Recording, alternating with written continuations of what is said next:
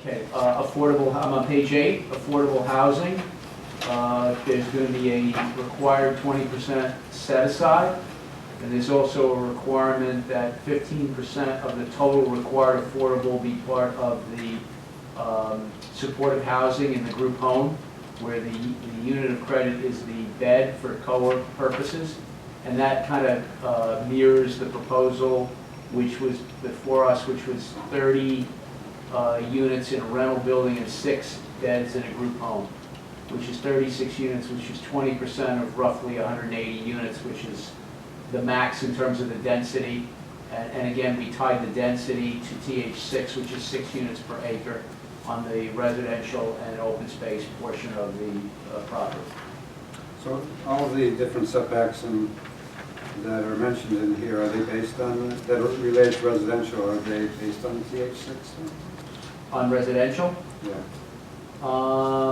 They are more based on the site and the layout and the concept, as opposed to TH6. I would look at them though. They are close. I mean, They're I would close. say within 5-10 feet. They're not plus or minus. totally tailored after them, but we did take it into account together with the concept and just what we thought made sense from the standpoint of the site and providing adequate, layout and open space. Are you able to note the differences? No, I don't know about you guys, but sometimes it's hard to know whether 75, 50 feet or whatever, what's a good number. But if we know that in our current ordinances, in the TH6 zone, this is the standard for certain setbacks, or this is between buildings, and then we can take that into consideration, whether this is meeting that standard or if it's something more lenient or more of a requirement, more restrictive. Are you able to comment on it? Well, I can do it on the fly now, because and we did look at it, but Mr. Chairman, I didn't memorize it as in terms of comparison. So what you're saying is maybe while we keep going, Jim can look it up and be prepared to address that. So, but bottom line is though, any of the numbers here are really based on this particular site. Yes, and which is the same thing we kind of did for Honeywell, even though we modeled that after TH4, because the density was somewhat lower.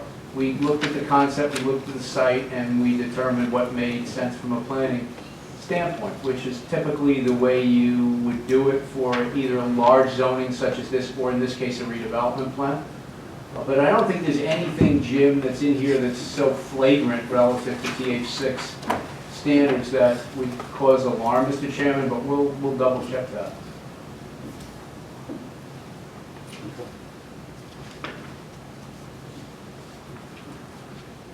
And the same thing, we have distance between buildings and so forth. Similar, we did a similar thing when we did the townhouse zoning for the Honeywell. Distance between buildings by, front to front, rear to rear, so forth.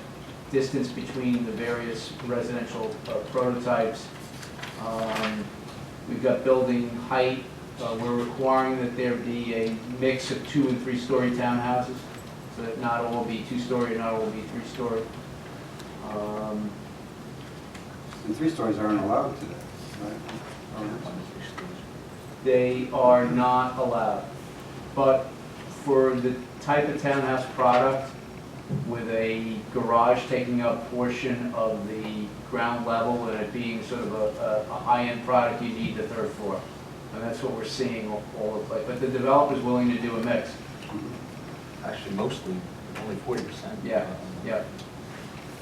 Mostly what? I think there's a 40% cap on the 3-story. Most of them will be 2-story. And why is the group home restricted to 1 story? Because that's typically Are they done? how they're done. For disability reasons or ADA reasons, or? Potentially ADA, but you can do a 2-story and meet ADA. It's more expensive, but you can do it. Okay. I mean, I just wondered where you came up with that. Yep.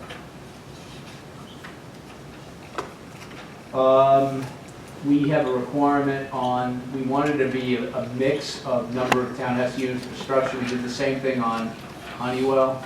We had a limit on how many could be, we're allowing up to 7 units per structure, but we're saying it's got to be a mix of 4, 5, 6, and 7 units, so you don't have a barrack after barrack after barrack. It's just a design standard that kind of makes for a better overall product. Page 9, parking. Wait a minute. I'm sorry? Page 8, 100 feet between commercial buildings, that seems high for smaller businesses as we're aiming for. Where are you? Bottom of page 8, last line. Yeah.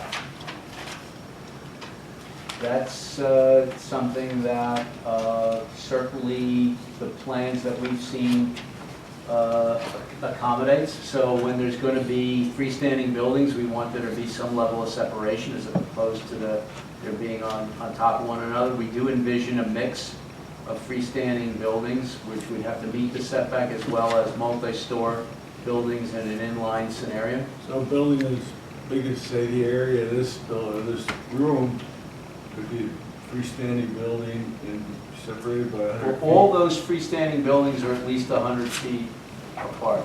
They are? All right. Well, that's not. You get any of that, or is any of that information from NFPA, for example, National Fire Protection Code, for distance between buildings for fire exposure? Not for the 100 feet. That's not where we got it from, for firefighting purposes. It was just to There might be provide less on them. adequate, we didn't want freestanding retail to be on top of one Sure. another. We wanted there to be separation. Thank you. We have, at the bottom of page 9, parking. And again, Aren't these our current standards? yeah, it's sort of a mix.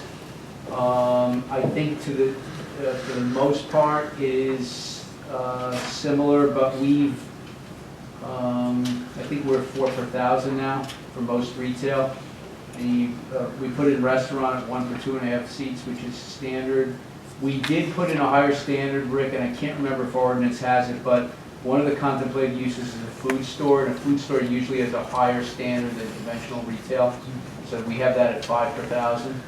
Health and fitness clubs, that's typically 5 per 1,000. The office standard and the medical office is consistent with our ordinance.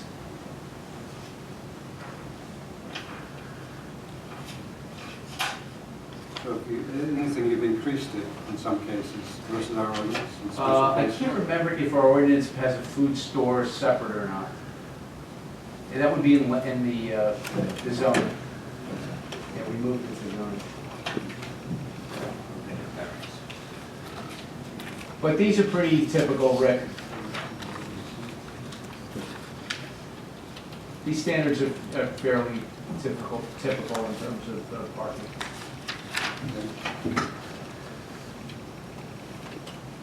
So we have a 5 per 1,000 on retail, which is probably on the high side for most retail, but we kept that for food stores.